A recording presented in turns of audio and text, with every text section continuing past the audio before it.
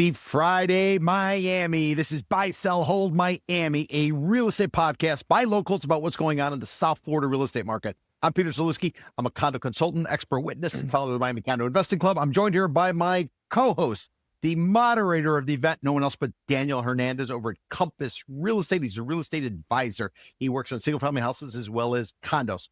Daniel, happy halfway mark of the South Florida winter buying season. We're now on the other side of the bell curve. We're on the other side of the bell curve. So the upward going up that roller coaster, good times, not good times, bad times. You're talking about the condo market, though. I think Larry Page buying $180 million properties in Coconut Grove. You listen. Miami and the Beacon Council had nothing to do with that. I would credit Gavin Newsom, the governor of the great state of California, for Larry Page buying here. And a bunch of his associates, fellow executives, colleagues, lieutenants.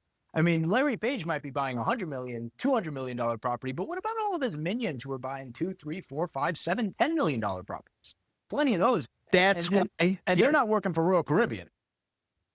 But that's why the Hialeah real estate market is on fire right now, because of that. All of the minions. What are they getting? $3 a foot in Hialeah right now?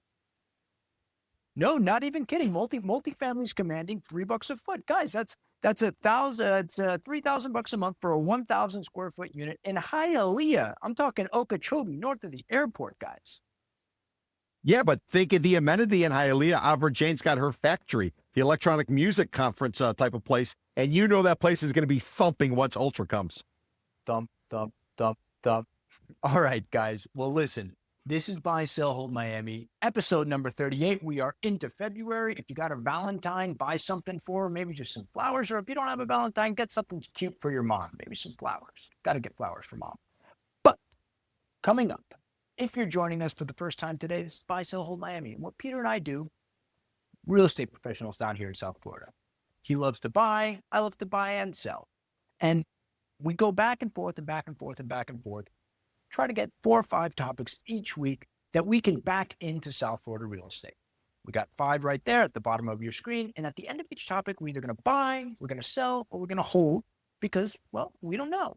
And with that, Peter, I want to ask you something. You ever owned an Aston Martin before? The supercar, the sports car? I've only ridden in one. That is the car. If I were going to get a car again, and I haven't had one since 2013, voluntarily, not ordered by the court, I would get an Aston Martin. So Peter, I did some internet sleuthing, right? And per our old friend Google, you remember him, even in the age of AI, it says that a well-kept Aston Martin sports car costs you between $2,000 and $4,000 a year to maintain. So just keep that in mind. The Aston Martin residences in downtown, which has 391 units, 69 of which are currently for sale per the MLS, average maintenance there, it's about $1.70 per square foot a month. Or for your typical 2-bedroom unit, 2,000 square foot unit, that brings it to about $46,000 a year. So quite a bit more than owning the car. Granted, it's a piece of real estate. But the reason why I wanted to bring this up today is because someone's been naughty, Peter. Allegedly been naughty. The Aston Martin Residents Condo Association had sued the developer, which isn't anything new in these parts, but it's not for construction defects, Peter. It's not 558 litigation. The allegations include a breach of fiduciary duty in making self-dealing transactions, claiming that the developer gave associated companies no-bid contracts to maintain the building. Shocker. It always happens. This is always what happens, especially on a developer's first go-around. What they do is, my words, not theirs, and I'm not talking about Aston Martin. Typically, the developer on the way out, they get greased by somebody who wants a long-term contract that developer's able to sign on the dotted line. And once the control is handed over to the board, the actual owners, they're stuck with that contract. First time I really saw that pop up was in a project called 1050, 1060 Brickell. Some of you might recognize it because that's one of the ones where we had all the problems going on with the association and money supposedly not being used the way it was supposed to be. So this is par for the course. It typically is a move by the developer on the way out to line their pockets. And Peter, 69 of 391, did I say? Up for sale. What is that? That's about somewhere between 15 and 20% on the market. So what would that tell you in terms of the health of that building? Ding, ding, ding, ding, ding. This is a sell, sell, sell. This is a project. I mean, typically what you'll see is 5% of a building should be for sale. When it gets north of 10%, now we're in the danger zone. When you're up at this high altitude, this is a situation where everybody wants out. And what I would suggest is, if anybody's got some free time, go over and check out Miami-Dade County property rockets, and you're probably going to see the developers sitting on some units in addition to what's on the marketplace. So that is a market where they are selling. And there's about another 40 something units up for rent. Yeah. Ultimately, if anybody's an investor, what I would tell you to do, go buy somewhere small, tight, efficient, make money on it, and then rent. And the Aston Martin, because your landlord is going to be subsidizing your cost or your rent, because there's no way your rent's going to cover ultimately what it's costing the landlord Right. You get to maintain that the place. sexy amenities, the cold plunge, what have you. And you don't have to pay $1.70 a square foot for that HOA. I'm sure the amenities are really nice. It was Daniel, keep in mind, the first time developer. He opened up the coffers. And I was talking with David De Leon, my partner over at Compass, and we were discussing what happened here, because whenever I see fraud, I'm always so alleged. Well, no, but extrapolating from this, whenever I see fraud overall, I'm always blown away by the dollar amount. At a zero, they're suing this guy for $5 million in damages. If you're gonna commit a crime, if you're gonna do something naughty, allegedly, add a zero, add a couple of zeros. Like the dollar amounts are so often so small, and then they often get caught. And this guy is it's literally criminal. This isn't civil. This is bad people stuff. He's got exposure here. But so I was talking with David about it, and it goes like, why would he do this? And he pointed out that, remember when Aston Martin was doing pre-construction, this was pre-COVID. So that pricing, that marketing was locked in. These units were selling pre-construction for sub $1,000 a square foot, which today you're like, oh, that's nothing. Because you got pre-construction in Brickell and around the downtown area asking $2,000 plus a square foot. What's the Waldorf Astoria at? Well over $2,000 a square foot. So this guy was selling sub $1,000 a square foot. At the same time, COVID hits and construction and labor just explode. So this guy, did he make any money on this project? Well, Daniel, like we always say, it takes 3 projects up, done, sign off on them before developers got battle scars enough to understand what's going on. This is a typical rookie mistake. This is like the Brazilian developer told me years ago. When you build in Miami, it's not about how much you make, it's how much you leave with, because you get fleeced along the way. Typical rookie mistake. You come in here and you think you're going to be the one that dominates, and at the end of the day, you don't dominate. And a lot of times you have to pull an Ellen Faina. Remember, we have the Faina district in Miami Beach, got this whole big project. The whole district's named after him. Ultimately ends up selling his house.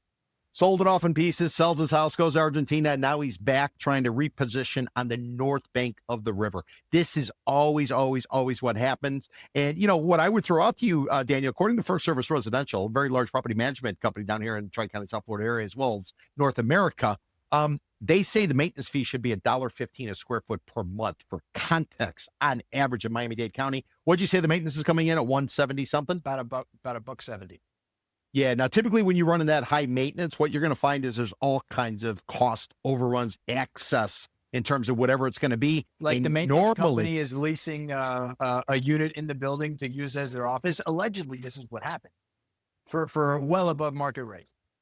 And this ultimately is a rub. That's why you had the 1050, 1060 project, 15 years ago. It was the same type of situation. When you shop the market, once it came online, you saw what the maintenance fees are. You're like, dude, there's no way I'm buying in here. It's going to kill me. And it sounds like Aston Martin is sort of going through the same experience right now. And the thing is, it's almost impossible to rectify it. And let me make a prediction, Daniel. I've been pretty good on my predictions. Can I make a prediction?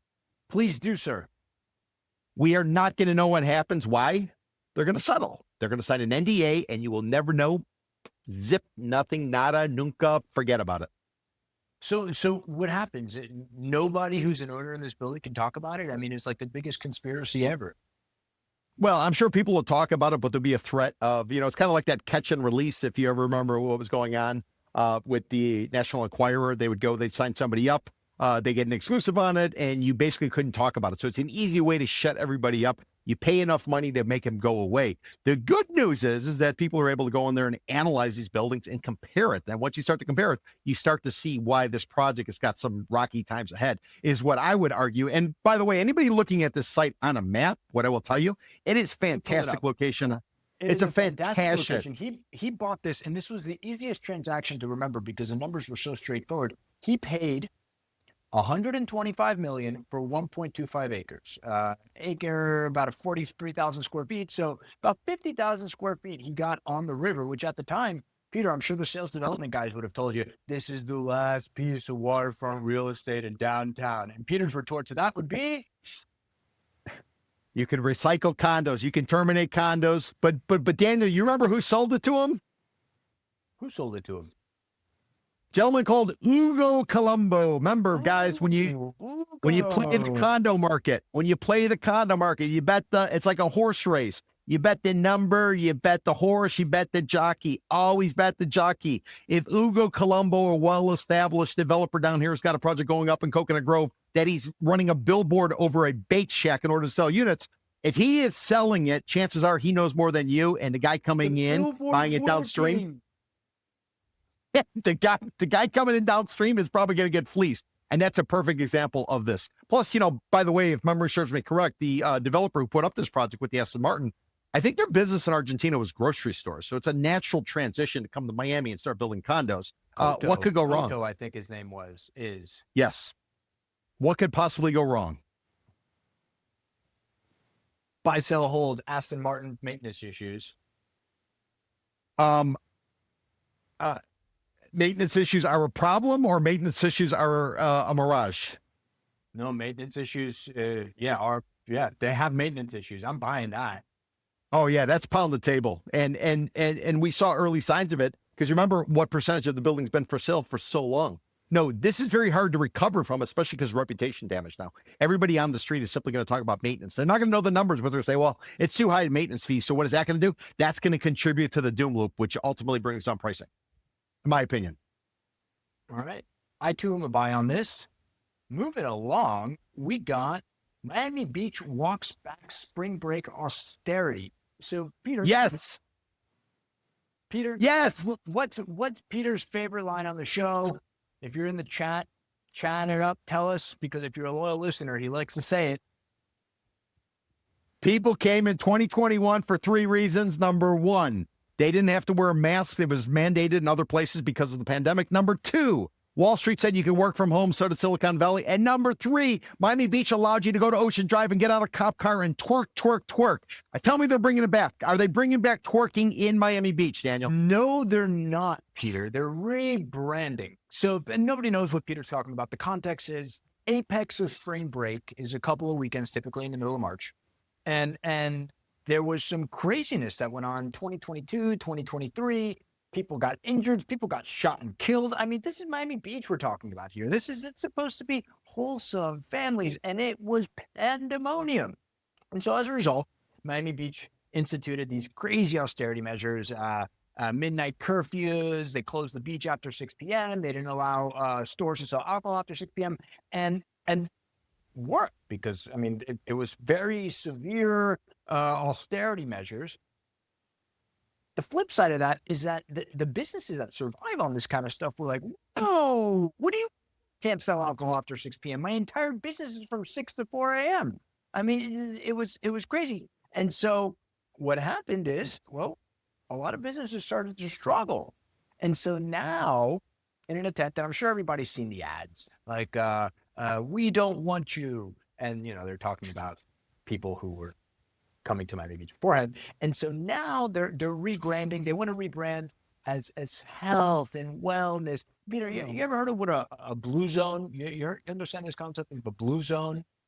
Isn't that where the people live like the longest, like in Japan and like someplace in the Adriatic or something? Right. So they've done all these studies of people who live past 100, centenarians. I think that you call them a centenarian. And so, yeah, you got it. Places like Greece or Okinawa, Japan, certain areas in Costa Rica where you have low levels of chronic disease and people who live for a very long time.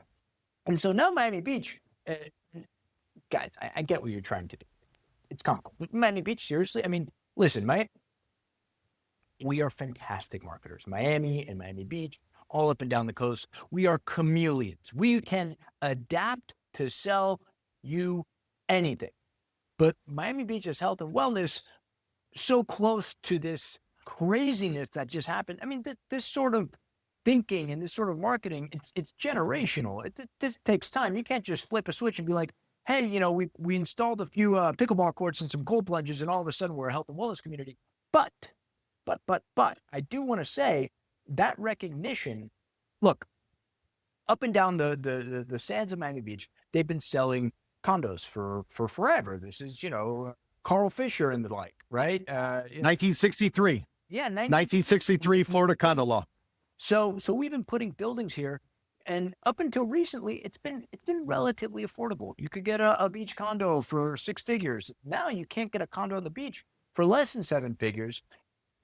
But at a certain point, that kind of buyer stops coming when there's party on the sand. You can sell for 8, 9, maybe even 1,200 a square foot in this party-like atmosphere. But I think there's been recognition that, hey, the Raleigh, which Michael Schvo lost to Nala Capital, I think out of New York, they've taken that Raleigh project. Dude, they want to sell for $5,000 a square foot. Nobody buying for $5,000 a square foot or even $3,000 a square foot wants a spring break party outside of their lobby. So Miami Beach has to change, and I think they can change.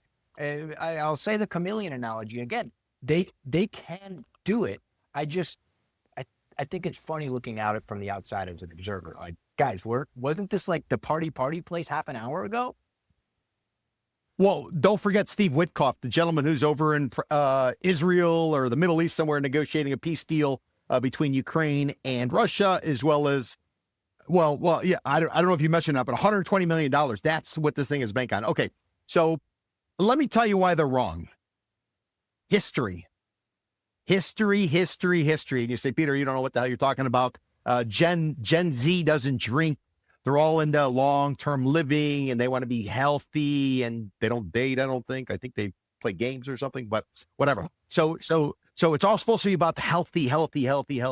Well, they tried it before, Daniel. They tried it before. There is a brand called Canyon Ranch. It's run out of New York. It's run out of Arizona. They set up a Canyon Ranch in Miami Beach for this particular purpose. They took over the Carillon. Carillon was this old hotel Frank Sinatra and others, Rat Pack, Sammy Davis, all of them used to perform on. And by the way, 71st Street and in Collins Avenue, by the way, if you guys were to take 71st due west, you'd end up at Hialeah Racetrack. Why? Because you could spend the weekend on the beach and then you go out to the track.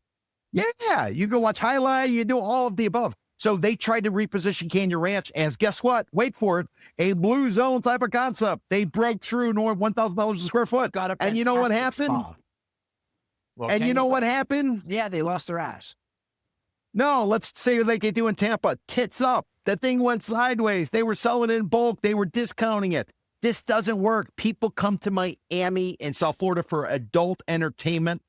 And you can read in that or whatever you want. And you want family entertainment, you go see The Rat up in Orlando. That's just the way it plays out. People here, Carl Fisher, if you read a book called Bubble in the Sun, Carl Fisher realized back 100 years ago when they first started to peddle Miami Beach, he realized he was going after the wrong money. The wrong money he was going after 100 years ago was the old money.